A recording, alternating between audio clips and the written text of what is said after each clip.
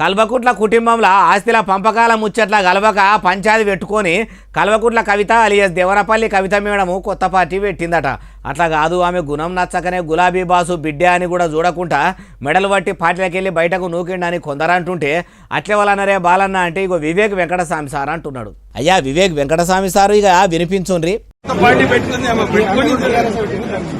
కవిత కూడా ఎందుకు పెట్టుకుంది కొత్త పార్టీ? ఎందుకు పెట్టుకుందంటే మీ అన్ని తెలివితేటలే ఉంటే ప్రజలు కూడా ఎమ్మెల్యేలా ఏటోలు గాని ఎందుకు పెట్టుకుందో మీరే చెప్పుర్రి. కేటీఆర్, హరీష్ రావు, కేసీఆర్ ఈ ఆస్తుల గొడవలో ఆయన బయటికి వెళ్లి కొత్త పార్టీ పెట్టుకోవడం జరిగింది.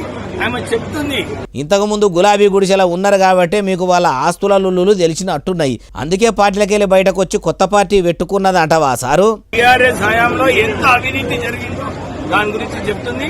నేను కేంద్ర ప్రభుత్వం ఒక సిబిఐ ఎంక్వైరీ చేసి ఈ ఆస్తుల పైన సరైన ఎంక్వైరీ పెట్టాలని చెప్పి మేము డిమాండ్ చేస్తాం. ఇట్లా ఉత్తగానే డిమాండ్ చేసే కంటే మీరే సిబిఐ ఆఫీస్కు పోయి వాళ్ళ తాన ఎన్ని అక్రమ ఆస్తులు ఉన్నాయో లెక్కలతోని సహా కాగితం మీద రాసిచ్చి కంప్లైంట్ చేసి వస్తే అయిపోవు కదా. అట్లా కాకుండా ఇట్లా గాలి మాటలు మాట్లాడి ఇడిచిపెడితే ఇయ్యాలతోని ముచ్చట మర్చిపోతారు.